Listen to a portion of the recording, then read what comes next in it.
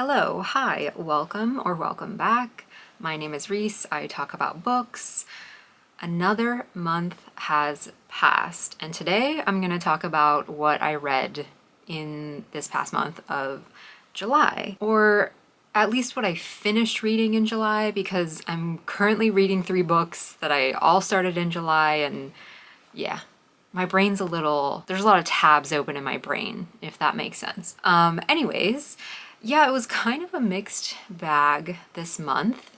Some high highs, some books that I would add to my MySpace top 5 if that existed. My letterboxed, what is it called? Top 4? 4? I don't know. Actually, Storygraph I saw put like a top shelf or your favorites shelf. I should use that. I'd have to think about what books I would put there, but one of the books I read this month is definitely going there. Also, I want to say happy August, happy Women in Translation Month. I feel like I read a lot of those books, so I wonder what I'm gonna get up to for this month. I haven't planned it, but I do have a few books on my shelf that fall into that category because it's a favorite of mine.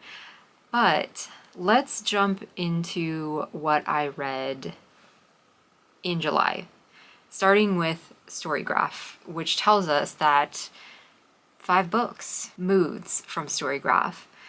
We did it. This month, I read one book that was hopeful. This is something I've been thinking about a lot because most of the books I read are reflective, dark, all those words. But yeah, this month we got one hopeful book, and the rest were a mix of reflective, dark, emotional, Also, all fiction this month. I haven't read a lot of nonfiction. I don't know. I do have one on my summer TBR, so maybe later this month I'll get to that. Also, one of the books I read this month was an audiobook, so let's talk about it. I read Moon of the Crusted Snow by Waubgeshig. I looked that up. I hope I said that right. This was a slow burn post-apocalyptic story of a First Nation community in Canada, the Northern Anishinaabe community. It told the story of Evan Whitesky and his family. They experience a power outage, and then it slowly becomes a real rough situation in their community. We get descriptions of connecting with nature, connecting to the land.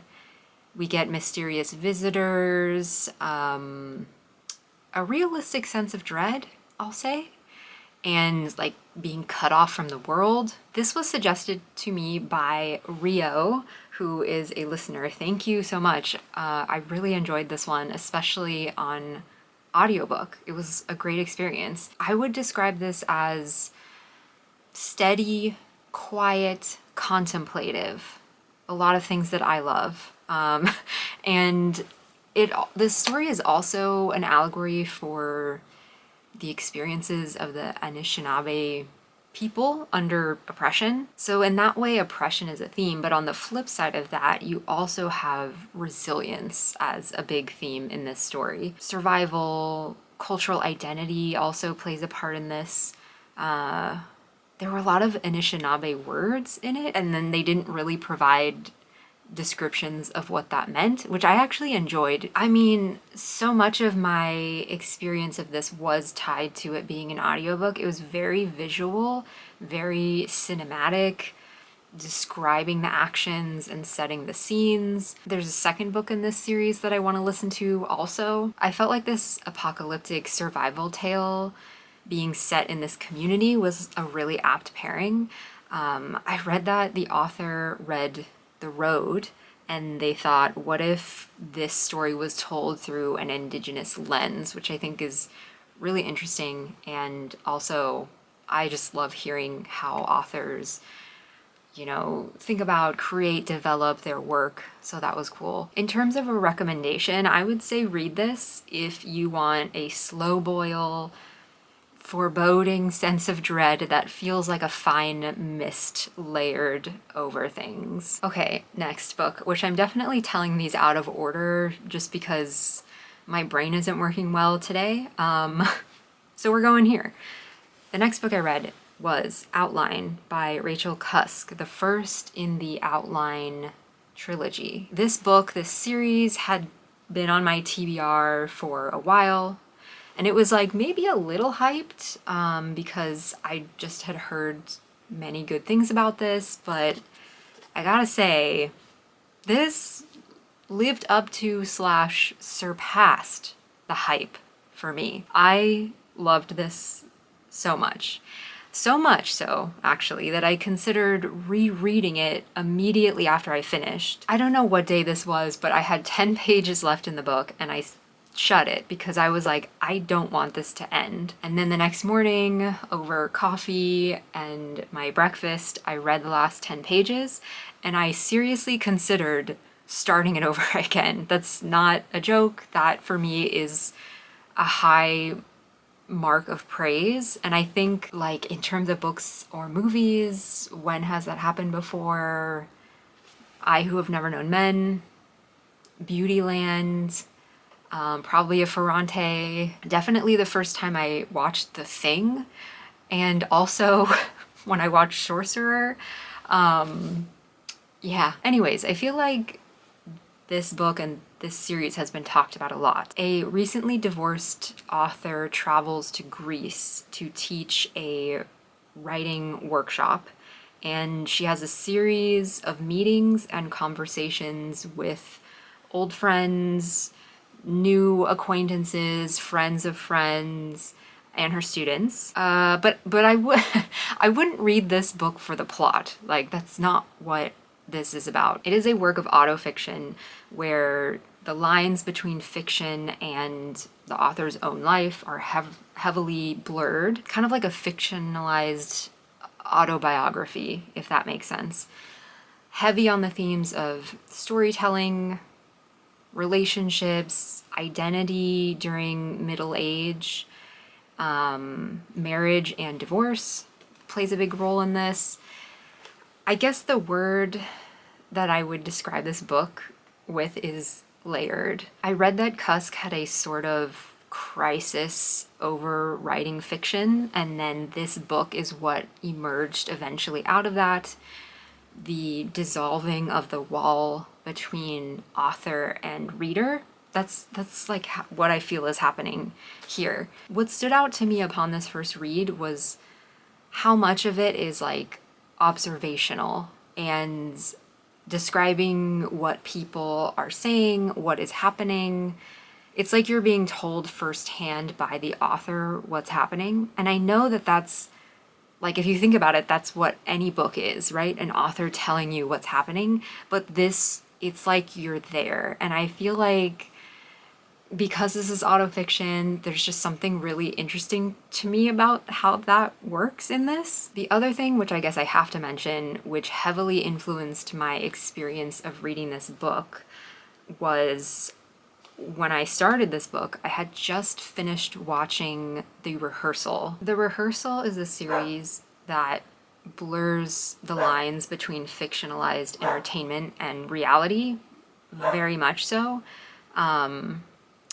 I wish I could talk more about that here in this video, but it would turn into like an hour-long video, and that is probably no one's asking for that, so I won't talk about it. But if you do have questions, let me know. I'm happy to like talk about it in the comments or also point you to any articles about it. I'll also clarify that Outline and The Rehearsal are topically and tonally very different, but they're definitely both in and or orbiting around like autofiction and that whole idea. So it's very fascinating to me. I want to talk more about this, but I only have like one person in my life that will talk about this with me. So if you want to talk about this with me, let's chat. I'm starting to ramble. So to wrap up my thoughts on this book, I suppose the big topic with a capital T here is really the author's divorce, but it's indirectly talked about.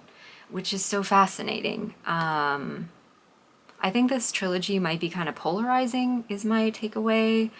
But if anything I have just said is intriguing to you, I would give it a read.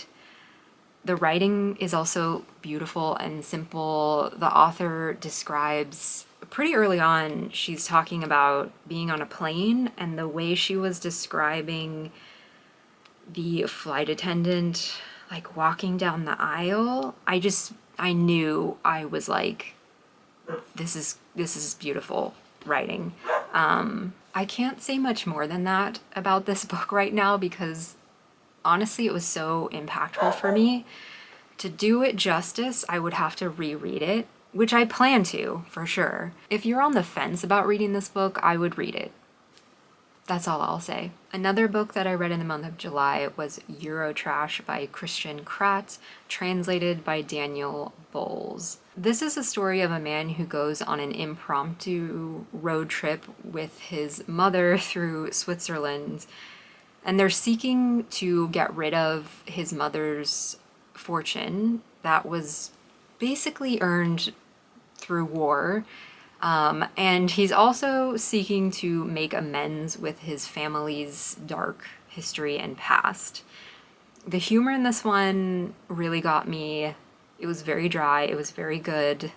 I gave this 3 stars, but like, I don't know. It's like a 3.5. I don't normally do half stars, but yeah, it was good. I really enjoyed it. I will say the beginning was kind of slow. Lots of names of and connections to Nazis, which was like kind of hard to read. But once we got through that and once the road trip started, it really picked up and I was invested.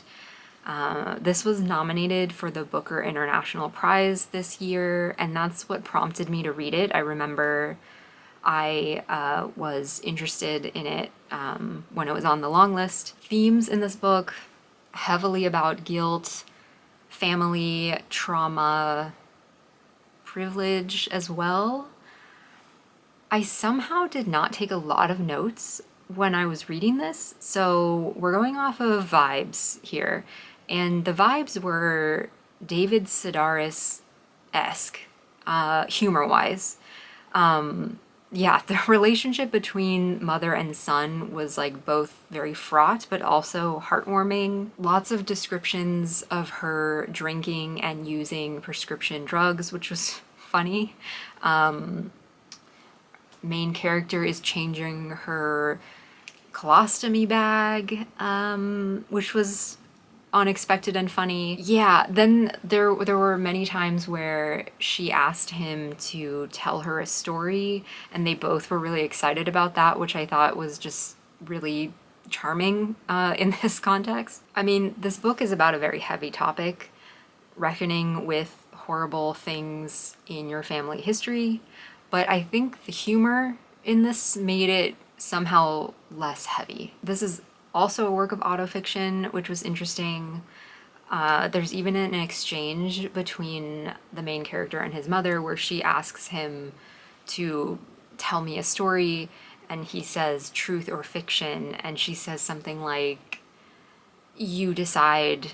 And so that was kind of a fun little wink to this being slightly autobiographical, but we don't really know what is reality and what is not. This being autofiction, something about it, it just didn't connect with me quite as much as Outline did. And I think that's because Outline was just so layered about writing and observation. And then this one, there was this little nod to it, this little wink, but it just wasn't as woven into the story quite as much.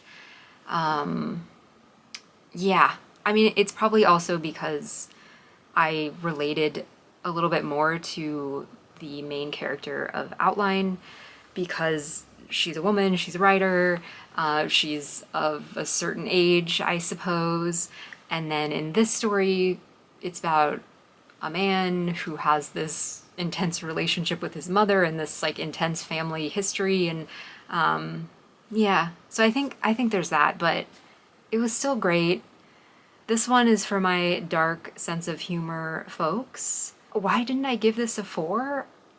I don't know. I guess it's because the beginning was just a touch too slow for me. But if you keep with it, you'll probably enjoy it. So definitely give this one a read. Next, I read Blowfish by Kyung-ran Jo. This was an advanced copy, but I believe it is out now. I think it released on July 15th, at least in the US. It is a story about two characters, an artist and an architect. They both have suicide woven into their family narratives. It's a very melancholy, subtle story set in Seoul and Tokyo. And the title Blowfish is a reference to the artist who is seeking to prepare for herself a fatal serving of poisonous blowfish. Themes, you might have guessed, we have death, grief, trauma, memory, art. Yeah, it's a pretty heavy one. It's also kind of an unconventional love story. I mean, that's putting that strongly. The two characters, their lives slowly connect. And it's also told in dual perspective. But the one thing, and this impacted my reading experience, it's told non-linearly. And so I found that really hard to follow, especially being two perspectives, especially in the beginning. I'd say like the second half, things became much clearer very quick, but it's still, it was tough because of the subject. I did like that the artist character was a female sculptor, and some of the most compelling parts of this story for me were her describing her works, which were like these kinetic type sculptures. But yeah, this book wasn't fully for me. If you do want to be swept up in a very despairing story, I would go here. Yeah, two people coming to terms with like the worst things that have happened to them in their lives. Yeah, this might be a good one. Again, this was an advanced copy. Thank you so much to NetGalley and the publisher Astra House for the opportunity to read this one. Check it out, read some other reviews, see if it's maybe for you. The last book that I finished in July was Four Squares by Bobby Finger. This is the story of Artie, who is a writer living in New York City. It's told in two different time periods, the 90s and then also present day. In both time periods, we see him grappling with the AIDS crisis and its effect on his community. He is a gay man. And we also see him grappling with finding new community. In the 90s, he's in his 30s and he has a close-knit group of friends.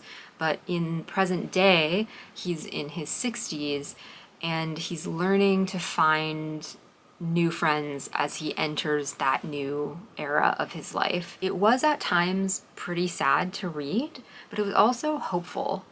This is that one hopeful book from my Storygraph stats. I give this one 3 stars. It was a pretty quick read. Themes, grief, loneliness, community and chosen family, especially in the queer community. Yeah, I liked the portrayal of queer friendship, especially being set in New York because I used to live there. I found the topic of survivor's guilt particularly impactful. This feeling of happiness and also sadness existing at the same time around the AIDS crisis. I thought this did a good job of balancing tragedy with hope, both the reality of like all these traumatic things happening in your community to your friends, but also it was still light, which is like hard to do. There was humor in this too, which I think helped in that way. I found that really heartwarming, especially in the present day section. I would read this one if you want a story about chosen family, building community at different points in your life. I also really enjoyed reading a story about a protagonist in their 60s, which I don't know, I feel like I haven't read a ton of stories about somebody that age. And like I said, it was a relatively like fast and light read for dealing with like heavy topics, which was nice because I started reading this book while I was reading American Psycho, which I'm still currently reading because wow, yikes. Yeah, this book was a tonic to that in a couple different ways. And that was my July in reading. Pretty varied. Pretty varied, I'd say. I don't even know what is the through line. I guess autofiction. I don't know. I'm excited for what reads August will bring. Maybe some women in translation, probably. I got a lot of Ferrante reading to catch up on. Tell me what your favorite book that you read this month was. I would love to know. I think with that, I'm gonna say farewell. I'm gonna wrap this one up because, as I mentioned, or maybe I didn't specifically say, I am still reading American Psycho, and I would really love to wrap that book up later today. So I'm going to say goodbye. I'm gonna say thank you so much for watching, and I will see you in the next video. Bye!